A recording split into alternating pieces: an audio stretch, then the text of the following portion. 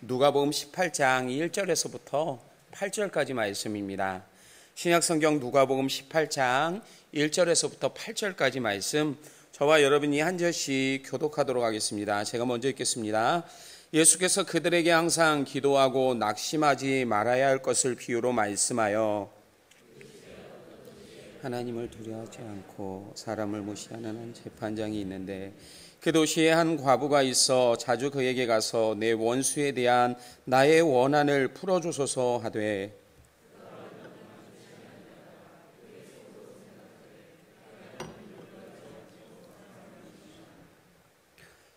이 과부가 나를 번거롭게 하니 내가 그 원한을 풀어주리라. 그렇지 않으면 늘 와서 나를 괴롭게 하리라 하였느니라. 주께서 또 이르시되 불의한 재판장이 말한 것을 들으라. 하물며 하나님께서 그 밤낮 부르짖는 택하신 자들의 원한을 풀어주지 아니하시겠느냐? 그들에게 오래 참으시겠느냐? 내가 너에게 이르노니 속히 그 원한을 풀어주시리라. 그러나 인자가 올 때 세상에서 믿음을 보겠느냐 하시니라. 아멘. 오늘 이 말씀을 통해서 무엇을 중심으로 기도하십니까? 라는 제목으로 함께 은혜를 나누기를 원합니다. 오늘 말씀을 보면 한 가지의 비유가 나오고 있습니다. 보통 본문의 제목을 불의한 재판관과 한 과부라고 붙이는데요. 이 내용은 한 과부의 문제를 들어주기까지의 과정을 담고 있습니다. 그런데 비유에 대한 예수님의 설명을 들어보면 이 내용이 기도 생활과 연관이 있다라는 것을 알 수 있습니다. 특별히 1절 말씀을 보면 예수께서 그들에게 항상 기도하고 낙심하지 말아야 할 것을 비유로 말씀하고 있었기 때문입니다. 복음서를 보면 기도에 대해 자주 말씀하시는 예수님의 모습을 보게 됩니다. 제자들이 어떻게 기도할지 물을 때에도 우리가 잘 알고 있는 마태복음 6장에서 주기도문을 가르쳐 주시면서 너희는 이렇게 기도하라 라고 하셨던 예수님의 모습을 보게 됩니다. 그런 면에서 오늘 말씀도 기도에 대한 교훈을 주고 계십니다. 특별히 우리가 기도할 때 가져야 될 자세가 무엇인지를 오늘 말씀을 통해 보여주고 있습니다. 예수님은 이 말씀을 통해 우리에게 두 가지를 교훈해 주고 계시는데요. 하나는 항상 기도하는 것과 다른 하나는 낙심하지 않는 것입니다. 그런데 이것은 우리가 기도 생활 중에 자주 놓치는 것들 중에 하나입니다. 항상 기도하라고 하셨지만 우리는 삶에서 일어나는 일들을 말하면서 어려움을 호소합니다. 가장 보편적인 예가 바쁘다라고 하는 말인데요. 바빠서 기도하지 못한다라는 겁니다. 그러면서 우리는 자신이 원하는 일들이라면 하나도 빠짐없이 하려고 드는 그러한 모습을 삶 가운데서 보게 됩니다. 게다가 계속해서 기도하지 못하는 이유를 보면 응답되지 않음에 대한 낙심과 연결될 때가 많은데, 예를 들면 이런 것입니다. 너무나 중요하고 급하고 주님의 도우심이 꼭 필요한 일이라서 기도했는데도 응답은 없고 점점 염려와 근심이 커져가서 기도하지 못하는 경우입니다. 그래서 가끔 기도는 하지만 해봤자 응답도 안 되는 기도는 왜 해야 하나? 다른 방법을 찾는 게 쉬울 텐데 라는 생각을 갖기도 합니다. 혹시 우리 중에 이러한 분들이 계신가요? 그래서 하나님보다 세상의 방법을 의지한 채 기도하지 않고 살아가시는 분들이 있습니까? 만약 우리 중에 이러한 분들이 계시다면 오늘 말씀에 집중해 보시기를 바랍니다.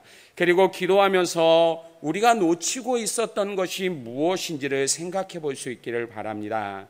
그래서 기도할 때마다 항상 함께 계시는 주님 때문에 참된 위로와 평화를 삶 가운데 누릴 수 있는 저와 여러분의 삶이 될 수 있기를 축복합니다. 오늘 비유의 말씀을 잠시 보면 한 도시에 살고 있던 두 사람이 등장하는데, 한 사람은 이곳의 재판관이었고 다른 한 사람은 억울함을 가지고 있었던 한 과부였습니다. 오늘 말씀에서 이 여인이 가지고 있는 억울함이 무엇인지는 알 수 없지만 3절 말씀에 나의 원한을 풀어달라라고 하는 말을 통해서 관계에서 일어난 문제였다라는 것은 예상해 볼 수 있습니다. 게다가 이 문제로 자주 재판관을 찾아간 것으로 보아 이 여인에게 절실했던 문제였던 것 같습니다. 어쩌면 이 문제가 해결되어지지 않아 지금 제대로 된 보상을 받지 못하고 있거나 아니면 누명으로 사람들 앞에서 자신의 입장이 곤란한 상황이었는지도 모르겠습니다. 어쨌든 이 여인은 반복해서 재판관에게 도움을 요청하고 있었습니다. 그런데 이 재판관에게도 조금 이상한 모습을 보게 되는데요. 하나는 4절 앞부분에서 그가 얼마 동안 듣지 않았다라고 하는 점입니다. 재판관이 도움을 요청하는 과부의 말을 듣지 않았던 겁니다. 물론 지금 판결해야 될 업무가 많아서 먼저 온 사건을 해결하고 있었는지도 모르겠습니다. 이곳의 상황처럼 관공서가 휴가철에 문을 닫아 기록에 남겨야 될 문서의 사인도 공증도 받을 수 없는 상황이었는지도 모르겠습니다. 당연히 이 일은 여인을 더욱더 조급하게 만들었을 겁니다. 그래서 이러한 마음 상태로 재판관을 자주 찾아가 자신의 억울함을 말했던 겁니다. 재판관이 보여주는 또 다른 모습은 2절에 하나님을 두려워하지 않고 사람을 무시하는 것이었습니다. 오늘 말씀에서 혼자 말하는 독백 형식으로 이 사실을 표현하고 있는데 이것을 통해 그가 어떠한 사람이었는지 알 수 있습니다. 어쩌면 지나치게 감정적이거나 지나치게 자기중심적인 말 그대로 고지고대로의 사람이었던 것 같습니다. 게다가 하나님도 두려워하지 않는다는 그의 말은 자신에게는 세상에 무서울 것이 없다라고 하는 뜻이기도 했습니다. 당연히 이 사람을 움직일 수 있는 동기는 다른 어떤 것도 아닌 자신밖에 없었던 겁니다. 그런데 자주 찾아오는 이 여인 때문에 행동의 변화가 일어났습니다. 5절 말씀에 이 과부가 나를 번거롭게 하니 내가 그 원한을 풀어주리라. 그렇지 않으면 늘 와서 나를 괴롭게 하리라. 재판관은 더 이상 이 여인으로 인해 괴롭힘을 당하기 싫었고 자신의 시간을 빼앗기지 않으려고 문제를 들어주는 조금 이해가 안 되는 장면이 예수님의 비유 안에 담겨져 있는 내용입니다. 우리 중에 오늘 말씀에 대한 설교를 들어보신 분들이 계실 겁니다. 그렇다면 들었던 이야기가 주로 어떠한 것들이었습니까? 대부분 끝까지 인내하면서 기도하라라고 하는 내용과 기도와 기도의 시간의 관계에 대한 내용들이었을 겁니다. 아닌가요? 계속해서 반복적으로 시간을 들여 하나님께 말할 것을 강조하면서 조금 과격한 표현을 쓰시는 분들은 계속해서 하나님을 괴롭히라고 그러면 원하는 것을 얻을 수 있다라고 하는 말을 들어보셨을 겁니다. 물론 오늘 말씀 안에 이 의미가 담겨져 있기는 합니다. 예수님도 이 말씀을 하시면서 6절에 불의한 재판장이 말한 것을 들으라라고 하셨습니다. 이것은 계속해서 찾아오는 여인에 대해 앞에 5절에서 재판관이 가졌던 생각을 말하고 있는 것입니다. 그러면서 7절에 하물며 하나님께서 그 밤낮 부르짖는 택하신 자들의 원한을 풀어주시지 아니하시겠느냐, 그들에게 오래 참으시겠느냐라는 말씀도 하셨습니다.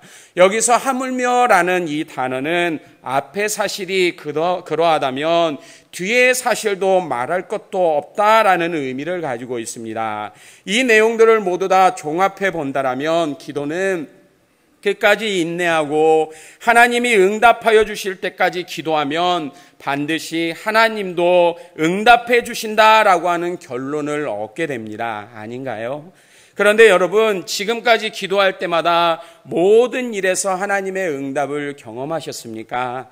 물론 하나님은 우리의 모든 것을 아십니다. 아멘.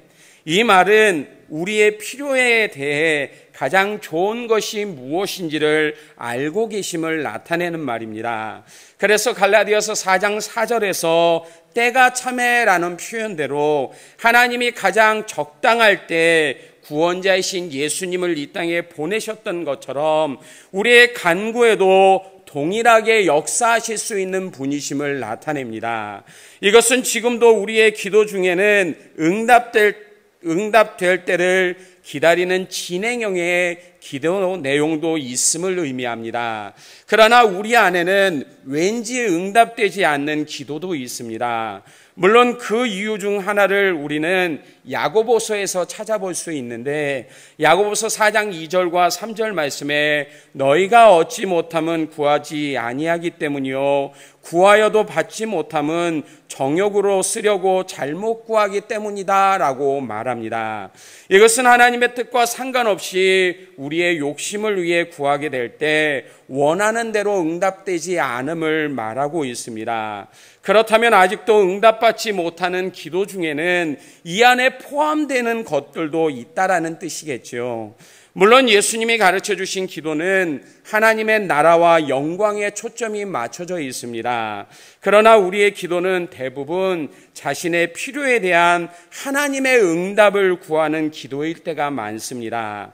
그렇다고 우리의 기도가 응답되지 않는 이유를 모두 다 정욕으로 구하고 있기 때문이다라고 단정 짓지는 마십시오. 그렇다면 왜 응답되지 않는 걸까요? 사람들이 말하는 대로 아직 기도의 잔이 채워지지 않아서입니까? 우리가 간절하고 절실하게 그리고 끈질기게 기도하지 않아서입니까?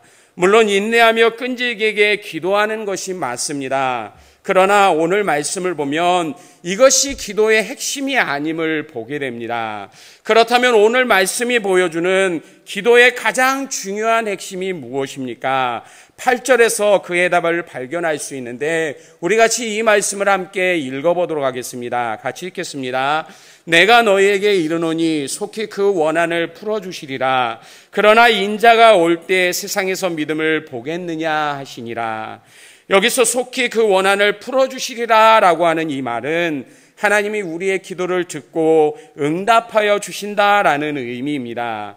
그러면서 예수님은 마지막 때에 사람들의 모습을 말해줍니다. 무엇입니까? 인자가 올 때에 세상에서 믿음을 보겠느냐라고 하는 표현입니다.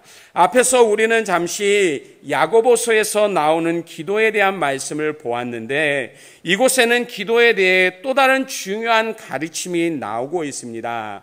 특별히 지혜가 부족한 자가 구할 때 후히 주시고 꾸짖지 않는다라고 하시면서 야고보서 1장 6절에 오직 믿음으로 구하고 조금도 의심하지 말라라고 하는 당부의 말을 하고 있습니다. 오직 믿음으로 구하고 조금도 의심하지 말라. 이것이 바로 오늘 말씀에서 보려는 기도에 관한 핵심 내용입니다. 구하는데 무엇으로 구하라고요? 오직 믿음으로 구해야 된다라고 지금 말씀하고 있습니다. 그렇습니다. 신앙생활 가운데 있는 모든 일들이 다 그렇듯이 기도도 마찬가지로 믿음을 가지고 하는 것입니다. 예수님도 오늘 말씀에서 불의한 재판관과 한 과부의 이야기를 통해 기도와 믿음의 관계를 설명하고 있는 겁니다. 그렇다면 이 시간 우리도 믿음으로 기도하는 것이 가장 중요한 이유를 함께 생각해 보기를 원합니다. 왜 우리가 믿음을 가지고 기도해야만 합니까? 첫째는 기도는 영적인 일이기 때문입니다. 신앙생활을 하면서 기도는 하나님과 만나는 것, 기도는 영적인 호흡이라는 말을 한 번 정도는 다 들어보셨을 겁니다. 이처럼 기도를 통해 우리는 하나님 앞으로 나가 그분을 만나게 됩니다.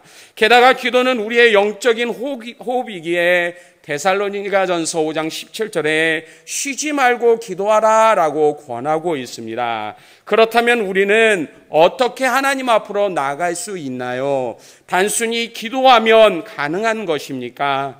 성경은 언제나 우리에게 공통된 답변만을 제공합니다. 바로 예수님을 통해 우리가 하나님 앞으로 나아갈 수 있다라고 말입니다. 이 사실에 대해서 베드로와 요한은 사도행전 4장 12절에서 다른 이로서는 구원을 받을 수 없나니 천하 사람 중에 구원을 받을 만한 다른 이름을 우리에게 주신 일이 없다라고 말합니다. 게다가 히브리서 4장 16절을 보면 우리에게 대제사장이신 예수 그리스도가 있는데 그분을 통해 하나님 계신 은혜의 보좌 앞으로 담대히 나갈 수 있다라고 말하고 있습니다. 이처럼 믿음이 없이는 하나님을 기쁘시게 할 수 없듯이 믿음이 없이는 온전한 기도를 할 수 없는 겁니다. 그래서 믿음이 없는 기도는 이방인과 같이 중언부언의 기도밖에는 될 수 없다라고 예수님이 말씀하셨습니다.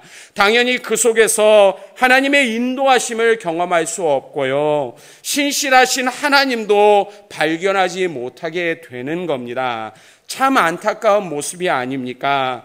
그런데도 기도한다라고 하는 많은 사람들이 이처럼 믿음 없이 기도하고 있다라는 사실입니다. 결국 응답을 기대해 보지만 결과가 원하는 대로 되지 않고 믿음도 없으니까 당연히 낙심하는 일들이 삶 가운데 일어나게 되는 겁니다.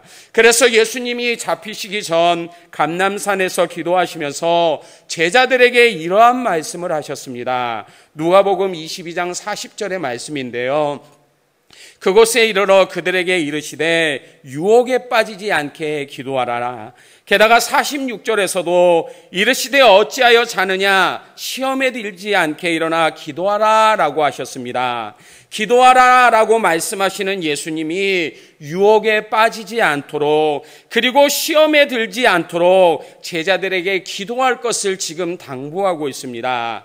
그런데 유혹과 시험, 이 모든 것은 그들 안에 있는 믿음과 관련되어진 것들입니다. 그래서 예수님은 베드로에게 누가복음 22장 32절에서 그러나 내가 너를 위하여 내 믿음이 떨어지지 않기를 기도하였노니 너는 돌이킨 후에 내 형제를 굳게 하라 라고 하셨던 겁니다. 어느 교회 목사님 설교 중에서 이러한 이야기를 들은 적이 있습니다. 먼저 성도들에게 교회가 왜 타락하는지를 물으셨는데 세상은 그 이유를 교회 안에 있는 성도가 죄를 지고 있기 때문이다 라고 말하지만 그것이 아니다 라고 그분은 이야기합니다. 그러면서 진짜 이유는 교회 안에 구원받은 사람들이 없기 때문이다 라고 하시면서 구원받은 사람은 예수 안에서 살고 예수 안에서 죽는 자들임을 강조했습니다. 따라서 성도는 하나님의 뜻을 쫓는 자로 날마다 자신을 죽이는 삶을 살기에 당연히 죄와 멀어질 수밖에 없다라고 그는 설명했습니다. 어떤가요? 여러분들은 이 말에 동의를 하십니까? 동의하신다라면 기도도 마찬가지입니다. 끝까지 인내하면서 기도해야 함을 강조하지만 정작 그 기도를 듣고 이루시는 하나님에 대한 믿음이 없다라면 과연 이것이 영적인 일이 되어질 수 있을까요? 아니요, 절대로 영적인 일이 되어질 수 없습니다. 물론 기도라는 행위를 통해 자신을 위로하거나 만족을 얻을 수는 있겠지만 하나님의 뜻과는 상관이 없는, 그리고 전혀 믿음을 가지고 기도하지 않는다면 이것은 자신의 일방적인 소원만을 강조하는 외침밖에는 될 수 없는 것입니다. 고등학교 때 읽었던 책이 있는데 여러분들도 잘 아시는 아르헨티나 목사님이 쓰신 책입니다. 제목이 좀 긴데 우리 기도의 대부분은 하늘나라에서 잡동사니 우편물처럼 취급당합니다 라고 하는 제목의 후안 카를로스 오스티즈 목사님의 글입니다. 그런데 이 책의 마지막 장을 보면 기도의 참된 자세에 대해서 이렇게 말합니다. 기도는 하나님이 우리를 위해 해주셔야만 하는 것들에 대해 하나님께 설교하는 것이 아닙니다. 하나님과 대화하는 것입니다. 하나님을 멀리 계신 분으로 생각하지 말고 바로 옆에 계신 분으로 의식하면서 기도하십시오. 어떻습니까? 지금 여러분들의 기도는 말입니다. 늘 옆에 계시는 하나님과 대화하고 있습니까? 그분에 대한 믿음을 가지고서 말입니다. 사랑하는 여러분, 응답하시는 하나님에 대한 믿음이 없는 기도는 참된 기도가 아닙니다. 그런데도 현대인들은 마치 기도를 자신의 능력 혹은 자신의 노력으로 어떠한 목적을 이루는 수단 정도로 말하고 있습니다. 기도의 시간을 채우라, 기도의 잔을 채우라 라는 모든 말들은 마치 어떤 목적에 도달하면 하나님이 저절로 이루어주는 것처럼 생각하도록 만들고 있다라는 사실입니다. 그런데 여러분, 믿음이 없이 기도한다면 아무리 오래 기도해도 응답을 기대하지 마십시오. 오히려 오늘 말씀을 통해 주님은 믿음을 가지고 기도하는 성도들의 모습을 기대하고 있다라고 하는 이 사실을 기억하시길 바랍니다. 우리는 성경을 읽으면서 많은 믿음의 사람들이 기도하면서 응답을 받았던 모습을 보게 됩니다. 예레미야 29장 12절과 13절에서도 너희가 내게 부르짖으면 내게 와서 기도하면 내가 너희들의 기도를 들을 것이요 너희가 온 마음으로 나를 구하면 나를 찾을 것이요 나를 만나리라 라고 하셨습니다. 여기서 온 마음이 나타낸 것이 무엇입니까? 다음에 이어지는 나를 구하면이라는 말을 볼 때 하나님을 향한 마음을 나타내고 있는 것입니다. 그렇다면 이것을 다른 말로 표현하면 진정한 믿음을 가지고 나에게 구하면 나를 찾을 것이요 나를 만나게 된다라고 하는 의미입니다. 이것이 하나님을 향해 구하는 믿음의 기도입니다. 게다가 잠언 28장 9절 말씀을 보면 사람이 귀를 돌려 율법을 듣지 아니하면 그 기도도 가증하다라고 말씀하십니다. 율법을 듣지 않는다라는 이 말은 곧 믿음을 가지고 하나님의 말씀에 반응하지 않는 것을 나타냅니다.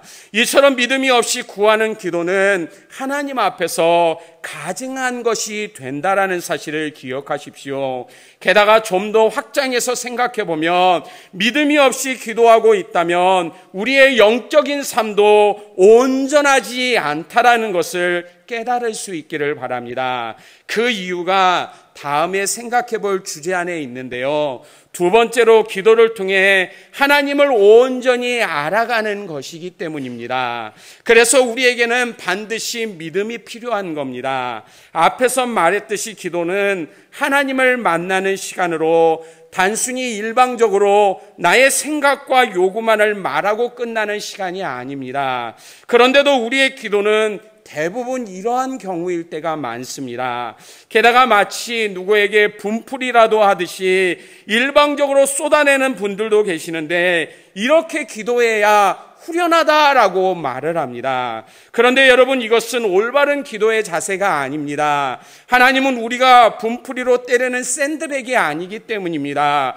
우리를 긍휼히 여겨주시고 구원하여 주시는 분이십니다. 전능하시고 창조주이신 하나님이신데도 우리의 간구를 들어주시고 오늘도 우리 가운데 인자하심과 사랑과 긍휼을 베풀어 주시는 분이시기 때문입니다. 이러한 분이 말씀은 물론이고요, 기도를 통해 자신이 누구인지를 우리 가운데 보여주고 계십니다. 그리고 믿음을 가지고 하나님을 온전히 알아갈 수 있도록 만들어 주십니다. 그래서 예수님은 제자들에게 언제나 믿음을 강조했던 것입니다. 그러시면서 마태복음 17장 20절에 만일 너희에게 믿음이 겨자씨 하나일 만큼만 있어도 이 산을 명하여 여기서 저기로 옮겨지라 하면 옮겨질 것이요 또 너희가 못할 것이 없다라고 하셨던 겁니다. 게다가 마태복음 18장 3절에서 너희가 돌이켜 어린아이들과 같이 되지 아니하면 결단코 천국에 들어가지 못한다라고 하시면서 하나님을 신뢰하고 바라보는 믿음이 우리의 신앙생활 가운데 있어야 됨을 가르쳐 주셨습니다. 이처럼 우리는 믿음을 통해서 하나님을 알게 됩니다. 그리고 하나님이 어떠한 분이신지를 알면 알수록 우리의 기도는 더욱 힘있는 기도가 되어집니다. 그래서 어떠한 상황 가운데서도 흔들리지 않게 되는 겁니다.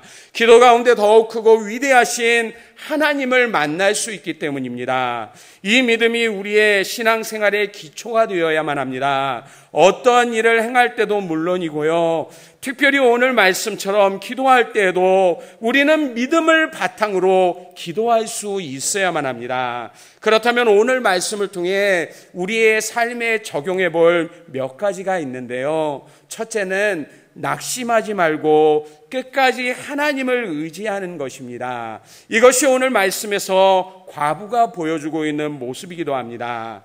이 여인은 자신의 억울함을 풀어줄 수 있는 사람이 재판관밖에 없다라는 사실을 알고 있었습니다. 이 사람이 자신을 거들떠보지 않는 아주 못된 사람이었지만 이 여인에게는 방법이 없었습니다. 그래서 그는 계속해서 이 재판관을 찾아갈 수밖에 없었습니다. 그렇다면 우리가 믿고 있는 하나님은 어떤 분이십니까? 남의 말을 단 한마디도 듣지 않는 지독한 분이십니까? 그렇다면 이스마엘의 어미였던 하갈에게 응답하셨던 것은 무엇입니까? 창세기 21장 17절에 하나님이 그 어린아이의 소리를 들으셨으므로 하나님의 사자가 하늘로부터 하갈을 불러 이르시되 하갈아 무슨 일이냐 두려워하지 말라 하나님이 저기 있는 아이의 소리를 들으셨나니 이 작은 아이의 소리도 들으시는 분이 하나님이시라면 자신의 독생자를 주시면서까지 사랑하신 우리에게 하나님이 어떠한 분이신지를 생각해 보시길 바랍니다. 당연히 믿음이 있다면 끝까지 주님만을 바라보게 됩니다. 당연하지 않습니까? 하나님만이 우리의 문제를 해결해 주실 수 있기 때문입니다. 그분만이 그러한 능력을 가지고 있기 때문에 우리는 날마다 그 하나님을 의지하며 인내하며 바라볼 수 있는 삶을 살아가게 되는 것입니다. 아무리 강력한 마귀라도 하나님이 말씀하시면 힘을 잃고 떠나가게 됩니다. 그렇다면 세상 일들은 어떻겠습니까? 우리를 넘어뜨릴 수 있겠습니까? 하나님이 우리를 위하시는데 누가 우리를 대적할 수 있겠습니까? 바울은 고린도전서 10장 13절에서 사람이 감당할 시험 밖에는 너희가 당할 것이 없나니 오직 하나님은 미쁘사 너희가 감당하지 못할 시험당함을 허락하지 아니하시고 시험당할 즈음에 또한 피할 길을 내사 너희로 능히 감당하게 하시느니라 라고 말하고 있습니다. 우리가 믿는 하나님이 이러한 분이시라면 절대로 낙심하시는 안 됩니다. 지금도 믿음의 주여 또 온전케 하시는 예수님을 바라보며 기도하고 있다라면 우리는 더욱더 그렇게 해야만 합니다. 왜입니까? 우리는 실패하는 사람들이 아니기 때문입니다. 하나님이 우리를 실패하도록 내버려 두시지 않기 때문입니다. 혹시 지금 기도하면서 실망하고 낙심하는 일이 있다라면 끝까지 믿음을 붙잡고 주님만 바라볼 수 있기를 바랍니다. 힘을 내십시오. 놀라운 은혜를 주시는 주님을 삶 속에서 경험할 수 있으실 겁니다. 두 번째 적용은 우리의 믿음을 위해서 기도하는 겁니다.